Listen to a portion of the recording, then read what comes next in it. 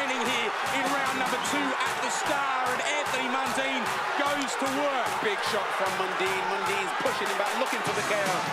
Punches back off the ropes, Tommy Browne, and wears a big shot. Wow.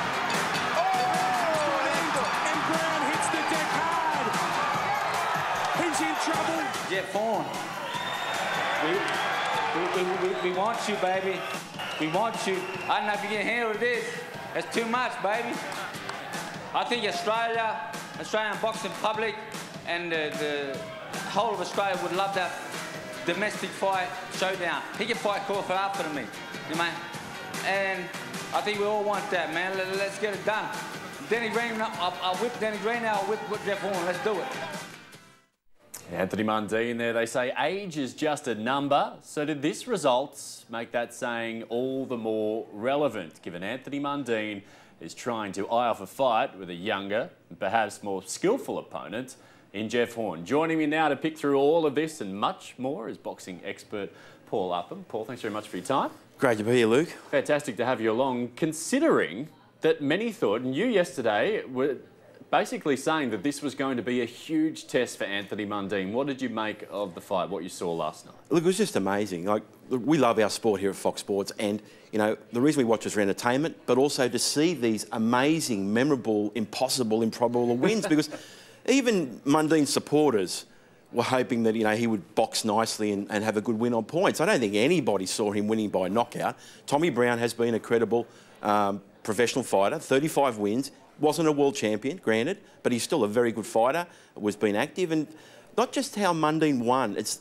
not that he won, it's how he won, by knockout. He was pushed back in that first round, Tommy made him fight, and I thought that actually helped Anthony Mundine. It made him fight and let his hands go, and he hasn't done that recently. He's been more of a slick boxer rather than a knockout puncher. Made me think back of 2001. He had, Mundine fans will remember, 2 knockout wins over Guy Waters and Timo Masur, which were stunning punch knockouts, and this was right up there. It's one of Anthony Mundine's best wins in a long time. So you mentioned there the pace of the fight and the fact that he did cop a bit of fire in that opening round and had to let them fly, and how he has been a jabber and he's used his speed and skill to get past fighters in the past. Is this another string to Anthony Mundine's bow that we've seen now in the latter stages of his career? Have we seen it before?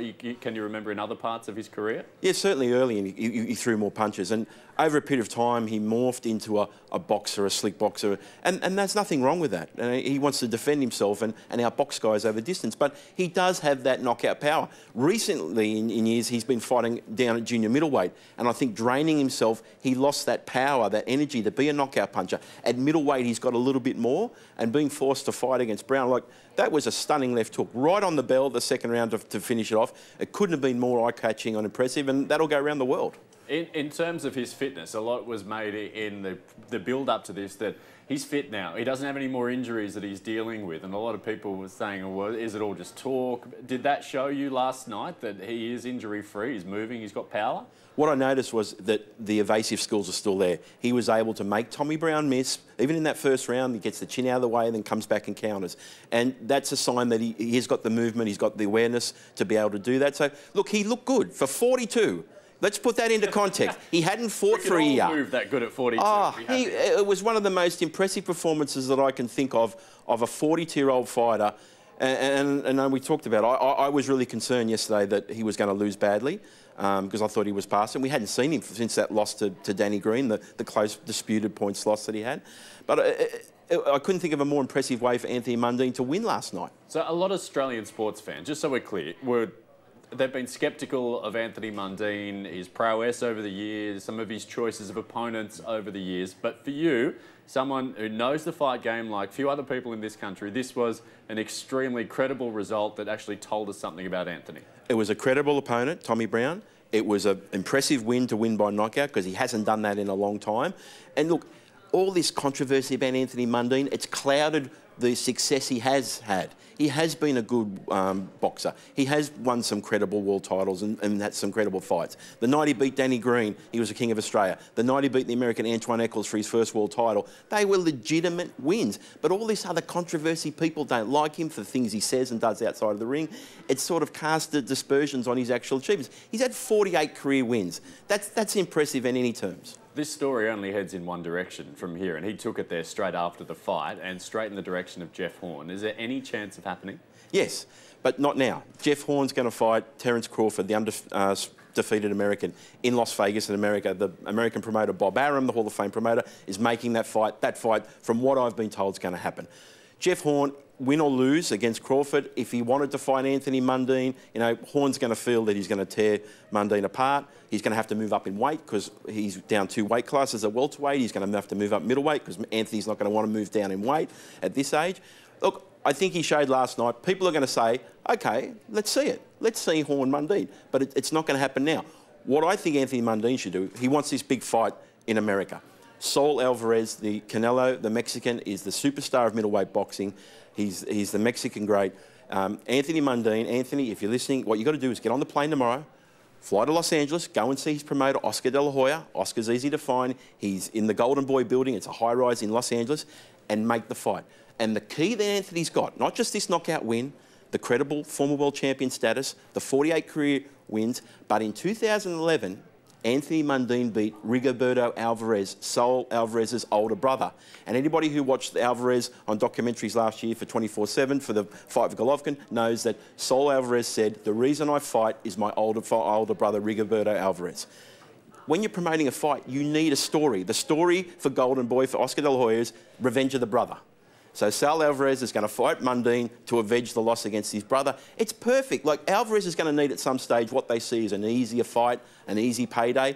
But Anthony's got to get over there. He's got to put the ego aside, fly over and make the fight with Oscar De La Hoya. It might not happen this month or next month, but he's got to fly. He's going to Africa, apparently, for this television show. Fly to Los Angeles, stay there for a few days, camp out, go and see Oscar De La Hoya, make the fight, Anthony. If you want it, there's no time. You've got to make it now. 42 years of age, clock's ticking, and I think Anthony doesn't want to have any regrets. Go over there and make that fight with Oscar De La Hoya. The key is revenge of the brother. You've already made me want to hand main event my money now. That sounds like a great fight to go and watch. Just in terms of if that doesn't happen and Horn does happen, or even in the future if it happens, you mentioned that Horn would have to go up in weight class. We know what going down in weight class does to fighters. It can often drain them of their power and strip them of their potency. What would going up in weight class do to someone like Jeff Horn? Might actually help him, because I think he's starting to struggle to make the weight. When you saw him in the weigh in his last fight, he looked really cut down and drained to get to welterweight. At some stage, he's going to have to move up. So it's going to make him a little bit bigger and stronger. But, you know, Anthony's got that boxing skills, and everybody who's been in the ring with Anthony, even people who've sparred him, say he is so much harder to hit than you think he is when you get in the ring with him, and that has always been his advantage. But if he can put the punches together with it, it makes him more dangerous. Look, I think it's a credible fight, Jeff Horn against Anthony Mundine, particularly after last night, but I certainly don't think it's going to happen next. Mundine can play the waiting game and see what happens. Can he though? Because he's 42. So I mean, well, what other fights is he going to have? Games he got left. He's always said, I want a big fight, otherwise I'm going to retire. Well, the biggest fight for me he can make is go to America and fight Saul Alvarez later this year, or he can wait here in Australia and fight Jeff Horn. You know, there's an undefeated UK fighter, Saunders. You know, does anyone really know that here? Is it going to? What does Anthony want? Is it just the money? Is it the prestige? Is it more world titles? To me, he wanted all that big fight in America. That's what I always thought. He wanted to see his name up in lights in Las Vegas or New York. There's a chance against Alvarez he can make that fight. Go and see. You've got to be proactive in the boxing game. Go and see Oscar De La Hoya, Anthony. Go and you can make this fight. He's got the key. Revenge of the brother. For how long can he keep pulling off these anti-aging miracles then? It's incredible. You know, Ali was shot at 40 when he fought Larry Holmes, and people cried when he lost to Larry Holmes. And, you know, even people like Sugar Ray Leonard had losses in their 30s and 40s. You know, Costa Tszyu lost at 35. You know, to me in history, the 35's been the cutoff. Not many fighters have great wins over the age of 35. And, you know, historically, Tommy Brown's not a great win, but the way he did it at 42 is so impressive. A lot of us, me included, thought he was in a lot of trouble. Jeff Horn, is it a riskier fight for him? Surely he has a lot more to lose, would he not, signing up for this fight? Anthony has it all to gain, it seems. Terence Crawford's the risk, because, you know, he was the undisputed champion at super lightweight. He did what Costa Tszyu did. He's moving up to welterweight. He's the star of American boxing, top 10 pound for pound. That's a dangerous fight for Jeff Horn. But if they're going to pay him $2, $3, $4 million, well, you know, why wouldn't Jeff Horn take that fight? Jeff wants to prove that he's the best in the world. You know, he's undefeated, so he wants that fight. But it's a very difficult fight. And if Jeff Horn wins that, it puts him in the top 10 pound for pound. How do you rate him and his chances against Crawford? Hey, he's never lost. I didn't think, you know, I thought he was going to struggle against Pacquiao at best, but, you know, he beat Pacquiao. So, you know, it's like last night.